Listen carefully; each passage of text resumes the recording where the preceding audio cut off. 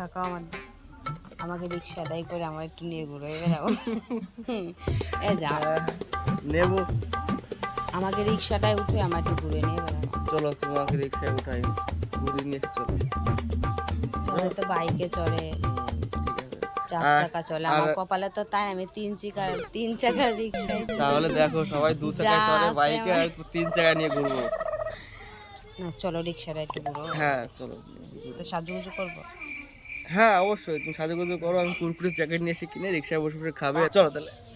কি পরবো কও? জিন্স টপ পরবো না বেনারসি পরবো?